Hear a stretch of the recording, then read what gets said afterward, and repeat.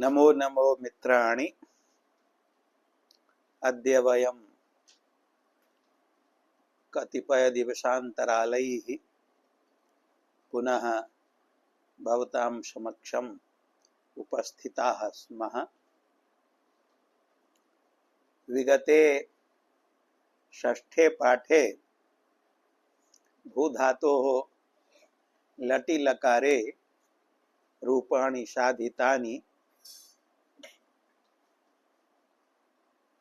तिङ्वाच्य कर्तृकारकवाचिनि युष्मदि अस्मदि अयुष्मदस्मद्भ्यां भिन्ने च कर्तृकारके प्रयुज्यमाने कीदृशाः वाक्यप्रयोगाः भवन्ति इत्यपि उक्तमेव। यथा सः भवति, तौ भवतः, ते भवन्ति, त्वं भवसि, युवां भवतः, यूयं भवतः, अहं भवामि, आवां भवावः, वयं भवामः। तत्र युष्मद्युपपदे समानाधिकरणे स्थानिन्यपि मध्यमः इति सूत्रानन्तरं सूत्रम् आगतम् आसीत्। प्रहासे च मन्योपपदे मन्यते रुत्तम एकवचः। तस्य सूत्रस्य अर्थः व्याख्यातः आसीत्। सहैव तस्य उदाहरणानि अपि तस्मिन्नेव दिने व्याख्यातानि आसन्। तथापि ग्रन्थम् अनुसृत्य इदानीं तस्य सूत्रस्य उदाहरणानि पुनः एकवारं उच्यन्ते। प्रहासे च मन्योपपदे मन्यते रुत्तम एकवच इति सूत्रेण किं भवति? मन्य धातुः उपपदं यस्य धातोः तस्य धातोः तस्मिन् प्रकृतिभूते धातौ उत्तमस्य विषये मध्यमः भवति। किंच शनविकरण मन धातोः मध्यम विषये उत्तम पुरुष प्रयोगो भवति। कदा? यदा वाक्येन मित्राणां मध्ये परस्परं हासपरिहासो गम्यते तदा। तदा किं भवति? मन धातोः मध्यम पुरुषस्य स्थाने उत्तम पुरुषो भवति। तत्रापि एकवचनम् एव भवति, बहुवचनं द्विवचनं वा न भवति। किंच सः मन्य धातुः उपपदं यस्य तस्मात् धातोः प्रकृतिभूतात् उत्तमस्य स्थाने मध्यम पुरुषो भवति। तत्र वचनत्रयम् अपि भवति। तस्य सूत्रस्य उदाहरणानि पुनः एकवारम् उच्यन्ते। यथा ग्रन्थे उल्लिखितम् अस्ति, एहि मन्ये ओदनं भोक्ष्यसे इति भुक्तः सः अतिथिभिः। परिहासवाक्यम् इदं वर्तते। दूरात् गृहं प्रति आगतं कञ्चन सुहृदम् अन्यः सुहृत् वदति, आगच्छतु भवान्। भवान् मन्यते यत् गृहं गत्वा ओदनं भक्ष्ये, परन्तु स तु ओदनः अतिथिभिः सर्वोऽपि भुक्तः। ओदनः नास्त्येव। इदानीं भवान् किं करिष्यति? परिहासः वर्तते, यथार्थकथनं नास्ति। ये ओदनः अस्ति तथापि एवं परिहासार्थं वदति। तदा कीदृशः प्रयोगः भवति? एहि मन्ये ओदनं भोक्ष्यसे इति भुक्तः सः अतिथिभिः। अत्र मन्ये इत्यत्र उत्तम पुरुषैकवचनम् अस्ति मध्यम पुरुषस्य स्थाने, भोक्ष्यसे इत्यत्र उत्तम पुरुषस्य स्थाने मध्यम पुरुषैकवचनम् अस्ति। एवं द्विवचने प्रयोगो भविष्यति। एतं मन्ये ओदनं भोक्ष्येथे इति भुक्तः सः अतिथिभिः। अत्र मन्ये इत्यत्र उत्तम पुरुषस्य एकवचनम् एव अस्ति, यद्यपि द्विवचनं प्राप्तम् अस्ति, यतोहि एतम् इति क्रियापदं द्विवचने अस्ति। एतं युवाम्, एतं युवां मन्येथे इत्यस्मिन् अर्थे प्रयोगः अस्ति एतं मन्ये। ओदनं भोक्ष्येथे अयं प्रयोगः भोक्ष्यावहे इत्यस्मिन् अर्थे अस्ति। यदि परिहासो न भवेत् तदा कीदृशः प्रयोगः भवेत्? एतं युवां मन्येथे यद आवां गृहं गत्वा ओदनं भोक्ष्यावहे।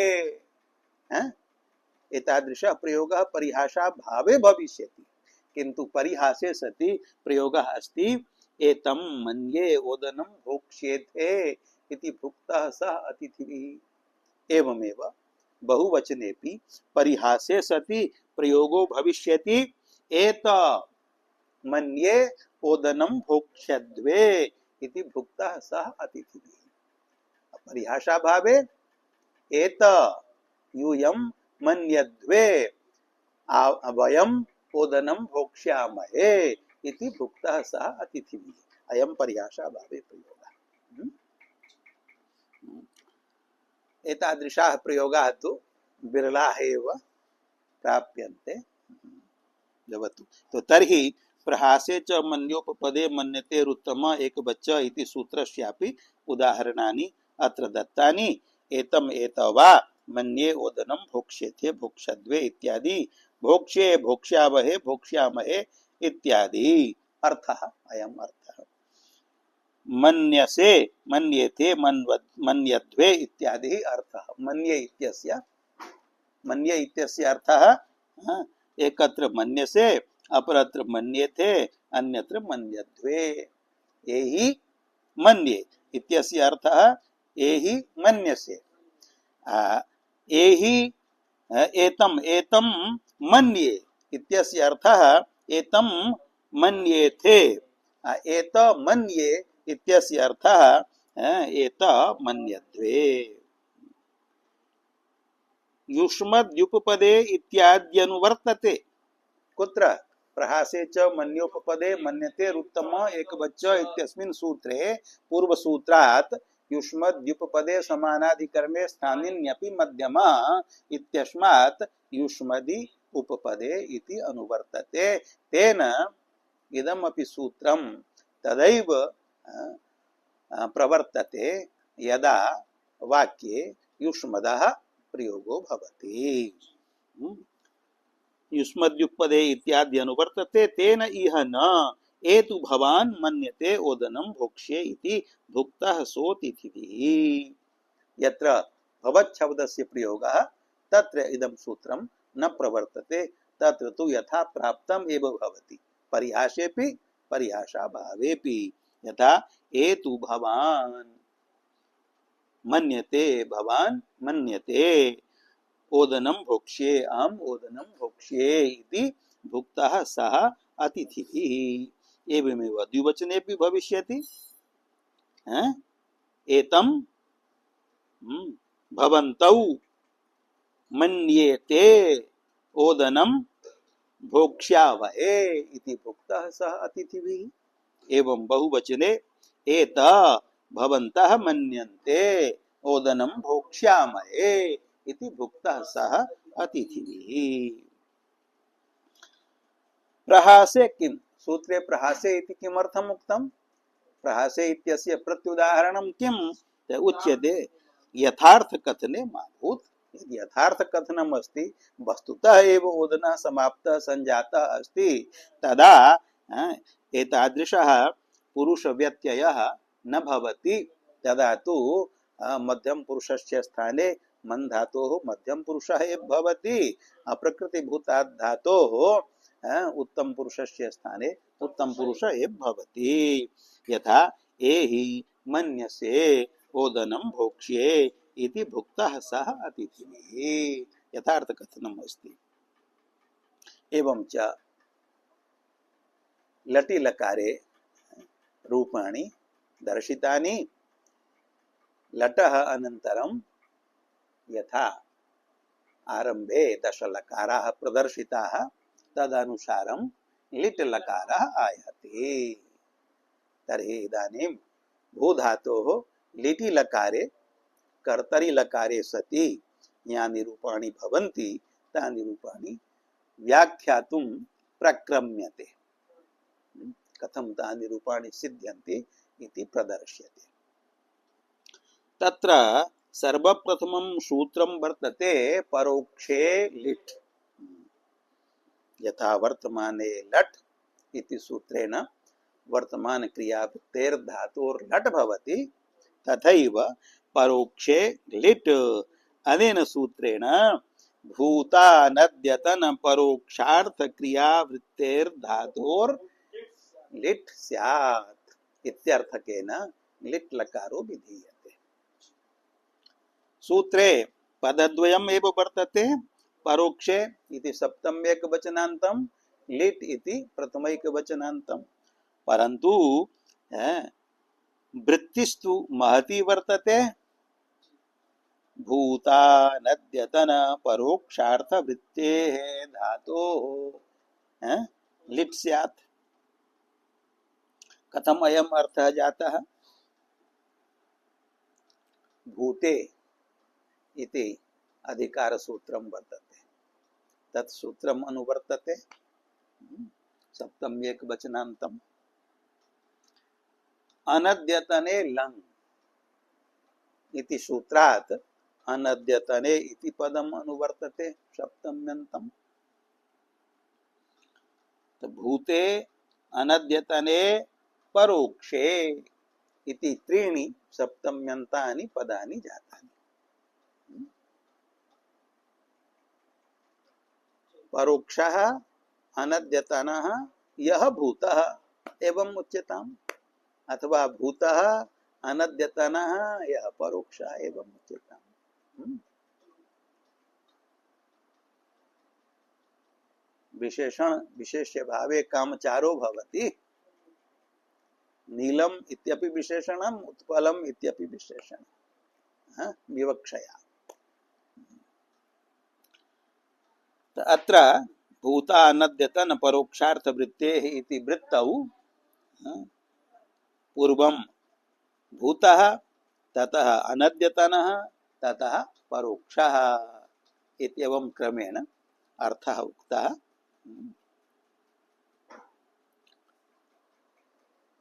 भूत कालं तो जानन्त्येव भवन्तः। त्रयः कालाः भवन्ति, वर्तमानः, भूतः, भविष्यत् च। एतेषु त्रिषु कालेषु ते ते लकाराः भवन्ति। वर्तमाने तु वर्तमाने लट् इति सूत्रं व्याख्यातम् एव। भूते भूतकाले त्रयः लकाराः भवन्ति। एकः लुङ् लकारः, लुङ् इति सूत्रेण लुङ् लकारः सामान्य भूते भवति। द्वितीयः लङ् लकारः, अनद्यतने लङ् इति सूत्रेण अनद्यतन भूते अर्थे भवति। अयं च तृतीयः लिट् लकारः, यः परोक्षानद्यतन भूते भवति। भूतः कीदृशः? अनद्यतनः। अनद्यतनः इत्यस्य अर्थः न अद्यतनः, अनद्यतनः। अद्यतनः कालः कः? अतीताया रात्रिः, तस्याः रात्रेः यः अन्तिमो यामः तम् आरभ्य आगामिनी या रात्रिः तस्याः रात्रेः प्रथमो यो यामः तत्पर्यन्तम् यह कालः समयावधिः सः अद्यतन शब्देन उच्यते। तस्मात् भिन्नः अनद्यतनः न अद्यतनः अनद्यतनः अद्यतनात् भिन्नः। तो अतीताया रात्रिः तस्याः रात्रेः यः प्रथमः यामः तस्मात् यामात् पूर्वो यो कालः सकालः अनद्यतन शब्देन उच्यते। सकालः अनद्यतन शब्देन उच्यते। सः अनद्यतन भूतः सः कालः। कः कालः अनद्यतन भूतः? विगताया रात्रिः तस्याः रात्रेः अंतिमो यो यामः तस्मात् यामात् पूर्ववर्ती अतीतः यह कालः स कालः अनद्यतन भूतः। तत्रापि यह परोक्षः परोक्षाया क्रिया परोक्षा अनद्यतन भूतकालिकी या क्रिया तस्याः क्रियायाः वाचको यो धातुः तस्मात् धातोः भवति लिट् लकारः।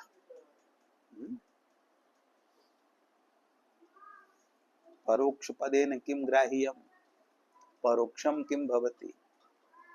परोक्षम नाम इंद्रिया गोचरम इंद्रिया विषय इंद्रियाणाम यह अविषयः सः परोक्षः।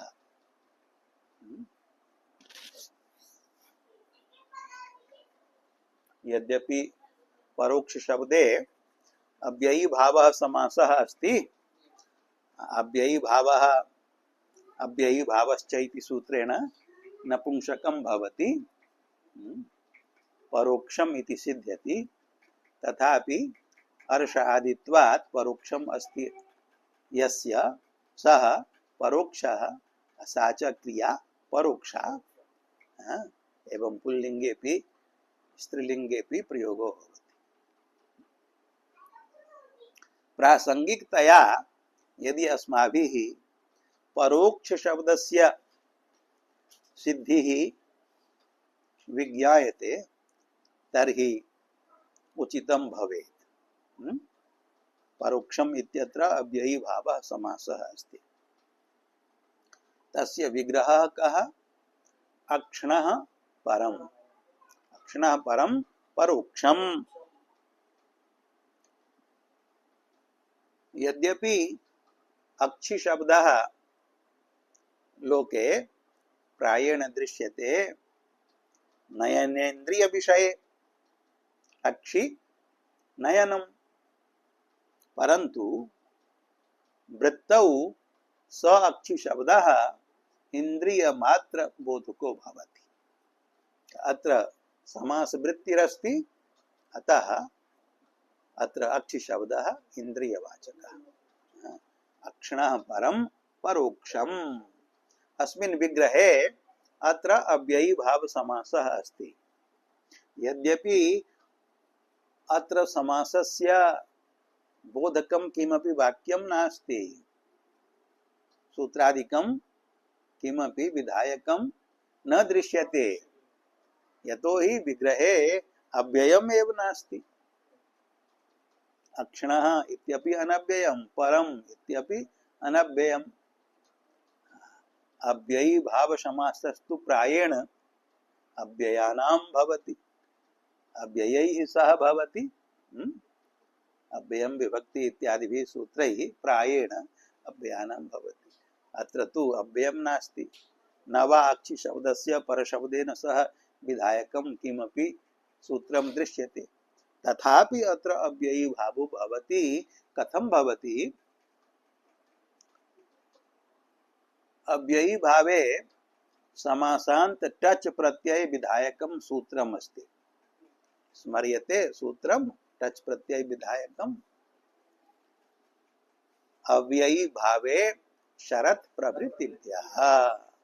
अनेन सूत्रेण अव्ययी भाव समासे शरदाद्यन्त्येभ्यः शब्देभ्यः समासान्तः टच प्रत्ययो भवति। शरदः समीपम उपशरदम।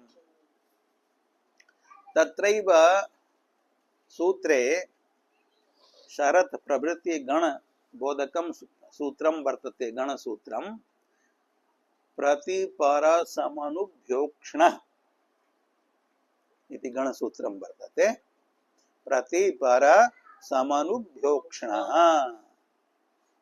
अर्थात प्रति इत्यस्मात् परः अक्षि शब्दः, पर इत्यस्मात् परः अक्षि शब्दः, सम इत्यस्मात् परः अक्षि शब्दः, अनु इत्यस्मात् परः अक्षि शब्दः शरदादिगण पठितः। अत्र पर शब्दात् परः अक्षि शब्दः वर्तते। समासे पर शब्दस्य पूर्व निपाते पर अक्षि इति भवति। अत्र पर शब्दात् परः अक्षि शब्दः अस्ति। अतः अक्षि शब्दान्तात् पर अक्षि इत्यस्मात् समासान्तः टच प्रत्ययो भवति। केन सूत्रेण? अव्ययी भावे शरत प्रभृतिभ्यः इति सूत्रेण समासान्तः टच भवति। टचि अनुबंध लोपे आकारः शिष्यते। तस्मिन् परे अक्षि शब्दस्य इकारस्य लोपे पर अक्ष एवं रूपं जायते। अत्र परोक्ष शब्दस्य सिद्धौ एतत् सूत्रम् अपि उपकारी वर्तते। परोक्षे लिट् पर अक्ष इति वर्तते। अस्माभिः साध्यं किं परोक्षं कथं सेत्स्यति? तदा कौमुदी कृता उक्तं परोक्षे लिट् इति निपातनात् पर शब्दस्य ओकारः अन्तादेशो भवति। पर शब्दस्य ओकारः अन्तादेशो भवति। तर्हि पर इत्यस्य किं जातं? परो। परो अक्ष।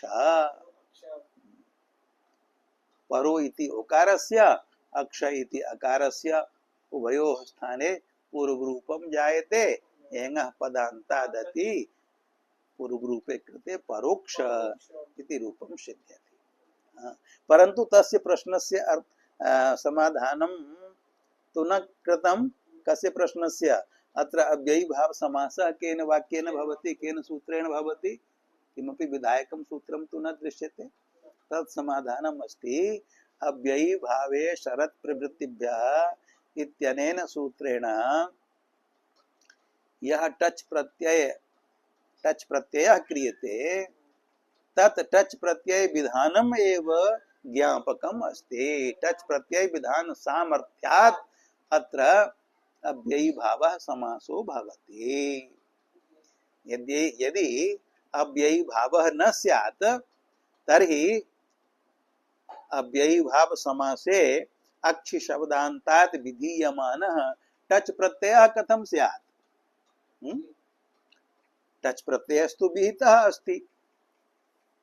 प्रति पर सम अनु एभ्यः परः यः अक्षि शब्दः तदन्तात् अव्ययी भावात् टच प्रत्ययो भवति इति टच प्रत्ययः विहितः अस्ति। स च अव्ययी भाव समासे भवति। अतः टच प्रत्यय विधान सामर्थ्यात् अत्र अव्ययी भाव समासो भवति। तो समास सिद्धिरपि जाता।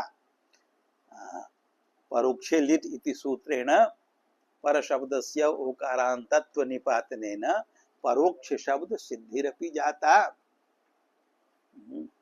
अस्मात् परोक्ष शब्दात् अयम् अव्ययी भाव समासः अस्ति। तर्हि नपुंसकलिङ्गे वर्तते। अव्ययी भावश्च इति नपुंसकं भवति। नपुंसकत्वात् सोऽहं भवति परोक्षम् इति भवति। किन्तु अर्ष आदित्वात् अचि प्रत्यये कृते सति अच प्रत्ययान्तस्य परोक्ष शब्दस्य प्रयोगः पुल्लिङ्गेऽपि भवति, स्त्रीलिङ्गेऽपि भवति, नपुंसकलिङ्गे तु भवत्येव। भूता नद्यतन परोक्षा या क्रिया, तस्याः क्रियायाः वाचको यो धातुः, तस्मात् धातोः भवति लिट् लकारः। यथा वर्तमाने लट् इति सूत्रस्य अर्थः वर्तमानकाले क्रियावाचकात् धातुः लट् भवति, तथैव अस्यापि सूत्रस्य अर्थः धातोः इत्यनेन सह अन्वयः अस्ति। परोक्षे इत्यस्य अनद्यतने भूते इत्यनयोश्च स च अन्वयः धात्वर्थे भवति। धात्वर्थश्च क्रिया अस्ति, अतः क्रियायां परोक्षा नद्यतन भूत पदार्थस्य अन्वयो भवति। एवं च अस्य सूत्रस्य वृत्तिः फलिता। भूता नद्यतन परोक्ष क्रिया वृत्तेर् धातोर् लिट् स्यात्। सूत्रस्य अर्थः सम्यक्तया अवगतो न वा? यदि कुत्रचित् अर्थावगमे संदेहः तर्हि नूनं प्रष्टव्यः।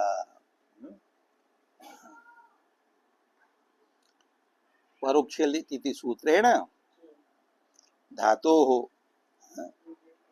व्याख्यायमानो धातुः वर्तते भूधातुः, तस्मात् भूधातोः कर्तरि अर्थे। इदानीं कर्तरि अर्थे लकाराः प्रचलन्ति। लः कर्मणि च भावे चाकर्मकेभ्यः इति सूत्रेण कर्तरि अर्थे लिट् लकारो विहितः। तत्र इटौ इतौ स्तः तयोः अनुबन्धयोः लोपे सति ल अवशिष्यते, तर्हि भू ल इति स्थितिः जाता। लकारस्य स्थाने भूधातोः परस्मैपदसंज्ञकाः तिवादयः नव आदेशाः भवन्ति।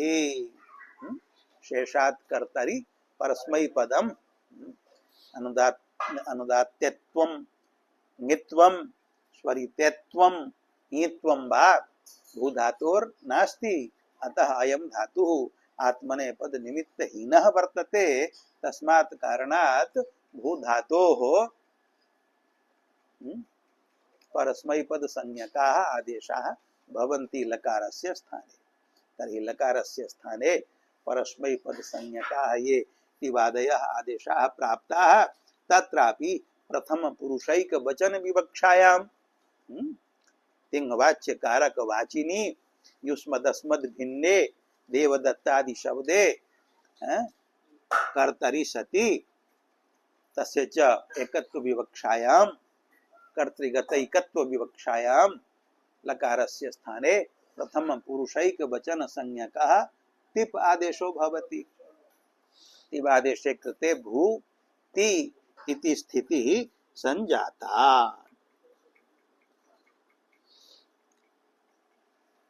तिपः तिंशित् सार्वधातुकम् इति सूत्रेण सार्वधातुक संज्ञा प्राप्ता अस्ति।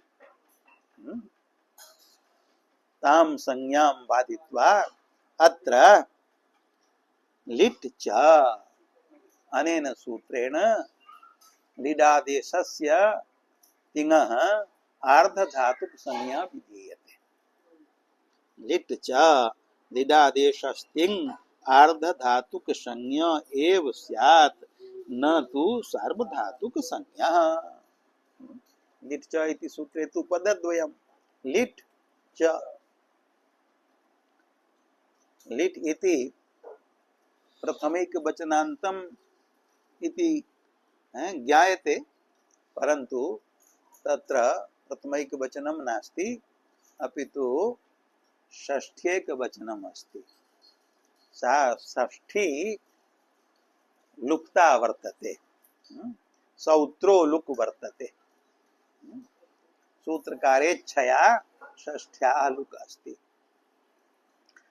अतः लिट् इत्यस्य अर्थः लिटः, सा च षष्ठी स्थान षष्ठी वर्तते। अतः लिटः इत्यस्य अर्थः लिटः स्थाने। लिटः स्थाने ये आदेशाः के आदेशाः तिङादेशाः लिटः स्थाने तिङादेशाः भवन्ति 18 तिवादयो नव परस्मैपदसंज्ञकाः तादयो नव आत्मने पदसंज्ञकाः तेषां सर्वेषां लिडादेशः यः तिङ् स तिङ् आर्धधातुक संज्ञः एव आर्धधातुकं शेषः इति सूत्रात् आर्धधातुकम् इति पदम् अनुवर्तते। अतः यथा आर्धधातुकं शेषः इति सूत्रेण आर्धधातुक संज्ञा भवति तथैव अनेनापि सूत्रेण लिडादेशानां तिङाम् आर्धधातुक संज्ञा भवति। आर्धधातुक संज्ञैव भवति न तु सार्वधातुक संज्ञा भवति।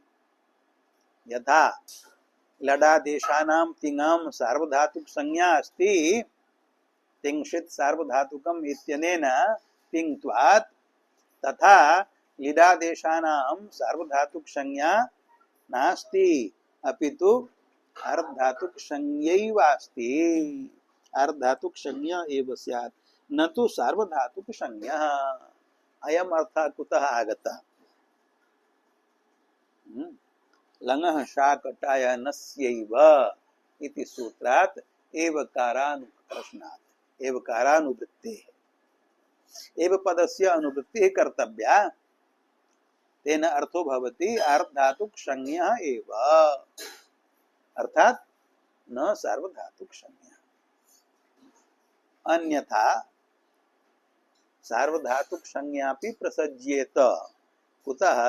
यतो हि सूत्रमिदम् आकडारीयं नास्ति एक संज्ञाधिकारे न वर्तते एक संज्ञाधिकाराद् बहिर्भूतं वर्तते।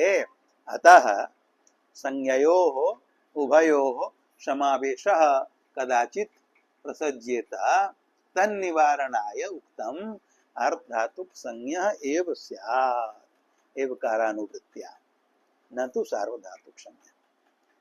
लिडादेशः आर्धधातुकः एव भवति आर्धधातुक संज्ञकः एव भवति न तु सार्वधातुक संज्ञकः। अतः लिटः स्थाने ये तिङादेशाः भवन्ति तेषां सार्वधातुक संज्ञा नास्ति। तस्मात् कारणात् तेषु परेषु शबादयो विकरणाः न भवन्ति। यतो हि कर्तरि शप् इत्यस्य अर्थः कर्तृर्थे सार्वधातुके परे धातुः शप् स्यात्। तस्य शपः ये अपवादाः सन्ति दिवादिभ्यः श्यन् इत्यादयः तत्रापि तथैव सार्वधातुके इति पदानुवृत्त्या अर्थो भवति कर्तरि सार्वधातुके श्यन् इत्यादि। तो ये विकरणाः सन्ति शबादयः ते सार्वधातुकेषु प्रत्ययेषु परतो भवन्ति। अयं च लिडादेशः आर्धधातुक संज्ञकः अतः अस्मिन् परे शबादयो विकरणाः न प्राप्नुवन्ति। अतएव उक्तं ग्रंथकृता तेन तेन सार्वधातुक संज्ञायाः अभावेन शबादयो न शबादयः इत्यत्र आदिपदेन शन्नादयः ग्राह्याः शप् श्यन् इत्यादयो विकरण प्रत्ययाः न भवन्ति। भवतु नाम किं रूपम् अस्ति? भूति प्रथम पुरुषैकवचन विवक्षायां प्रथम पुरुष द्विवचन विवक्षायां भूतस् प्रथम पुरुष बहुवचन विवक्षायां भूजि मध्यम पुरुषैकवचन विवक्षायां भूसिप मध्यम पुरुष द्विवचन विवक्षायां मध्यम पुरुष बहुवचन विवक्षायां उत्तम पुरुषैकवचन विवक्षायां उत्तम पुरुष द्विवचन विवक्षायां वस उत्तम पुरुष बहुवचन विवक्षायां च मस् इत्येतानि रूपाणि सन्ति। इदानीं किं भवति? लिटि लकारे तिवादीनां स्थाने नलादयः आदेशाः क्रियन्ते।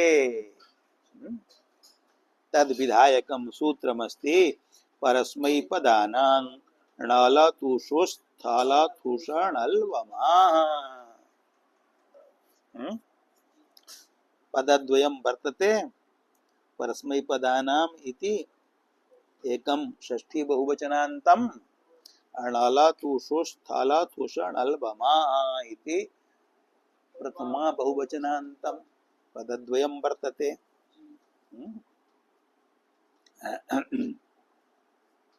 सूत्रस्य अर्थः कः भवति? तर्हि अर्थः उच्यते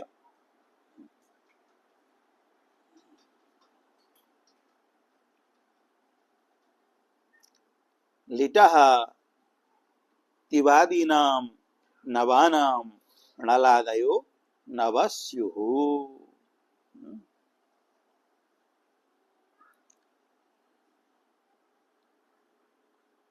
लिटः स्थाने ये परस्मैपद संज्ञकाः तिवादयः नव आदेशाः सन्ति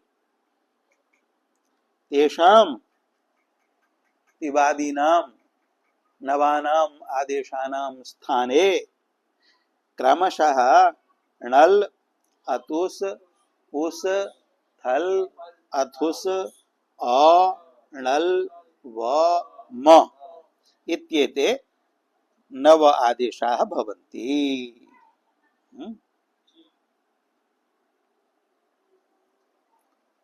स्थानिनोऽपि नवसंख्यकाः सन्ति आदेशाः अपि नवसंख्यकाः सन्ति। अतः यथासंख्यं संख्याक्रमानुसारम् आदेशाः भवन्ति। तिपः स्थाने णल, तसः स्थाने अतुस्, झेः स्थाने उस्, सिपः स्थाने थल, थसः स्थाने अथुस्, थस्य स्थाने अ, मिपः स्थाने णल, वसः स्थाने व, मसः स्थाने म एते आदेशाः भवन्ति।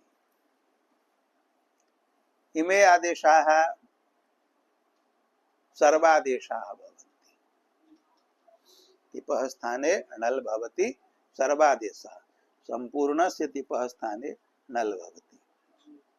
एवं संपूर्णस्य तसः स्थाने अतुस् भवति, संपूर्णस्य झेः स्थाने उस् भवति, संपूर्णस्य सिपः स्थाने थल भवति, संपूर्णस्य थसः स्थाने अथुस् भवति, संपूर्णस्य थस्य स्थाने अ भवति, संपूर्णस्य मिपः णल भवति, संपूर्णस्य वसः व भवति, संपूर्णस्य मसः म इति आदेशो भवति। अत्र भवतां मनसि कोऽपि सन्देहः उत्थितो भवति कथम् एते आदेशाः सर्वादेशाः भवन्ति? कथं भवन्ति? भवन्तः ये ब्रुवन्तु सर्वादेशाः कथं भवन्ति एते आदेशाः? इत्यनेन शित्वात् वा अनेकाल्त्वात् वा? अनेकाल्त्वात्, अनेकाल्त्वात् भवति सर्वादेशाः। परन्तु मध्यम पुरुष बहुवचनस्य स्थाने कः आदेशः? अ, स अनेकाल अस्ति, अ आदेशः अनेकाल अस्ति, अकारः एकः एव अलवर्तते। तर्हि सः कथं संपूर्णस्य थस्य स्थाने भवेत्? तर्हि किं स्यात्? अकारः आदेशः कस्य स्थाने स्यात्? अलोन्त्यस्य इति परिभाषया थ शब्दस्य अन्त्यस्य अकारस्य स्थाने स्यात्। तर्हि अन्त्यस्य अकारस्य स्थाने अकारादेशे तथैव थ प्रत्ययः अवशिष्येत। तर्हि किं प्रयोजनं जातम् अकारस्य स्थाने अकारादेश करणेन? एकस्तु अयं प्रश्न अकारादेशः कथं सर्वादेशः स तु अनेकाल नास्ति। एवमेव अन्यः अपि प्रश्नः कर्तुं शक्यते। णल् आदेशः तत्रापि अकारः एव अवशिष्यते, सोऽपि अनेकाल नास्ति। तर्हि तिपः स्थाने णल् मिपः स्थाने णल् कथं सर्वादेशो भवति। अयं प्रश्नः आगच्छति मनसि। ये आदेशाः अनेकालो भवन्ति ते आदेशाः अनेकाल्त्वात् सर्वादेशाः भवन्ति। एते आदेशाः त्रयः तिपहणल् मिपहणल् अथस्य च अः, एते त्रयः आदेशाः तु अनेकालः न सन्ति, अतः कथम इमे सर्वादेशाः भविष्यन्ति इति प्रश्नः अस्ति। किं समाधानम् अस्य प्रश्नस्य, किं समाधानम्? णल् विषये तु इदं वक्तुं शक्यते यत् णलि लकारस्य इति संज्ञा भवतु नाम हलन्त्यम् इति सूत्रेण, परन्तु णकारस्य इति संज्ञा केन सूत्रेण विधीयते? चूटु इति सूत्रेण। तस्य सूत्रस्य अर्थः कः? प्रत्ययाद्यौ चूटु चवर्ग टवर्गौ इतौ स्तः। कस्य चवर्गस्य कस्य टवर्गस्य इति संज्ञा भवति? यः प्रत्ययस्य आदिर्भवति। इदानीं णलि णकारस्य इति संज्ञा कर्तव्या अस्ति। किं णल् प्रत्ययः अस्ति? णल् नहीं, अकारः नापि णल् प्रत्ययः अस्ति, आदेशः अस्ति। अयं प्रत्ययः कदा भविष्यति? आदेशे सति। यदा सम्पूर्णस्य तिपः स्थाने सम्पूर्णस्य मिपः प्रत्ययस्य स्थाने तिपः प्रत्ययस्य स्थाने मिपः प्रत्ययस्य स्थाने यदा णल् सर्वादेशो भविष्यति तदा स्थानिवद् भावेन तिपि यत् प्रत्ययत्वं मिपि यत् प्रत्ययत्वं तत् प्रत्ययत्वं स्थानिवद् भावेन णलि आगमिष्यति, तदा णल् प्रत्ययो भविष्यति। तदनन्तरं तत्र णकारस्य इति संज्ञा भविष्यति, लोप भविष्यति। आदेशात् प्राक् णल् प्रत्ययो नास्ति, अतः तत्र आदेशात् प्राक् णकारस्य इति संज्ञा नास्ति, लोपो नास्ति, अतः णल् इति प्रत्ययः अनेकाल वर्तते। आदेशात् प्राक् नलः प्रत्ययत्वाभावात् नकारस्य इति संज्ञायाम् अप्राप्तायां लोपाभावे नकारः श्रूयमाणः अस्ति। तेन नकारेण सह अकारः इमौ द्वौ अलौ स्तः, अतः णल् इति प्रत्ययः णल् इति आदेशः विधीयमानः आदेशः अनेकाल वर्तते, अतः अनेकाल्त्वात् अयं तिपः मिपः सर्वस्य स्थाने भवितुम् अर्हति इति केषाञ्चित् व्याख्यातॄणां समाधानं वर्तते। परन्तु अन्ये व्याख्यातारः इदं समाधानं न मन्यन्ते। शेखरकारादयः इदं समाधानं न मन्यन्ते।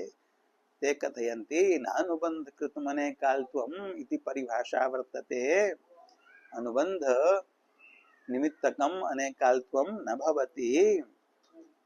अत्र परिभाषायाम् अनुबन्ध शब्देन अनुबन्धत्व योग्यतावन्तः परिग्राह्याः इत्संज्ञायां जातायाम् एव अनुबंधो न भवति अपितु यत्र इत्संज्ञा योग्यता वर्तते पश्चात् काले यस्य इत्संज्ञा भविष्यति तत्र अनुबंधत्व व्यवहारो अनुबंधत्व योग्यता बत्वात् अनुबंधत्व व्यवहारो भवति इति मतम् अस्ति शेखरकारादीनां तेषां मते णलि आदेशात् प्राक् नकारस्य इत्संज्ञा न भवतु तथापि आदेशानन्तरं तु भविष्यति इत्संज्ञा अतः तत्र णकारे अनुबंधत्व योग्यता तु अस्ति तस्मात् कारणात् नानुबंधकृतम् अनेकाल्त्वम् इति परिभाषया नलः अनेकाल्त्वं न वक्तुं शक्यते यतोहि तत्र णकारः अनुबंधत्व योग्यतावान् तर्हि कथं नल सर्वादेशो भविष्यति इति प्रश्नः यथावत् वर्तते एव तस्य समाधानं शेखरकारादिभिः उक्तं प्रश्लेष माध्यमेन यथा भाष्यकृता उक्तं तथा प्रश्लेष माध्यमेन नल इत्यत्र कः प्रश्लेषः ण अल अकारद्वय प्रश्लेषः द्वयोः अकारयोः पररूपे नल इति रूपं भवति ण अल एवं अकारद्वय प्रश्लेषेण पररूपेण नल इति प्रत्ययः अकारद्वय कारणे अकारयोः द्वयोः उच्चारणेन कारणेन द्वयोः अकारयोः उच्चारणेन हेतुना नल इति प्रत्ययः अनेकाल वर्तते अतः अनेकाल्त्वात् सर्वादेशो भविष्यति अयमेव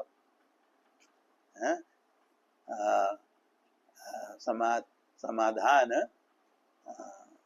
प्रयोगः अयमेव समाधान प्रयोगः थस्य स्थाने अ आदेश विषयेपि मंतव्यः तत्रापि अ इति अकारद्वय प्रश्लेषेण तस्य पररूपेण अ इति रूपं भवति तत्र अकारद्वयं वर्तते अतः अ इति मध्यम पुरुष बहुवचने यह आदेशः सोपि अनेकाल वर्तते तस्मात् अयम् आदेशोपि संपूर्णस्य थस्य स्थाने भवति एवं च अन्ये तु सन्त्येव अनेकालः आतुष् उस् इत्यादयः अनेकालः सन्त्येव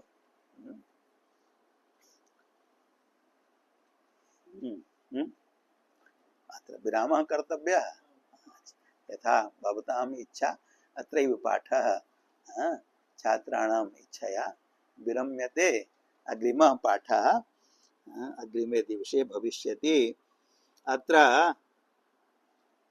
अतुषः अथुषः उषश्च सकारस्य इत्संज्ञा कथं भवति कथं वा न भवति सकारस्य इत्संज्ञा प्राप्ता अस्ति तद् विषये अग्रिमे पाठे व्याख्यास्यामः भवतु ओम शांति शांति शांति।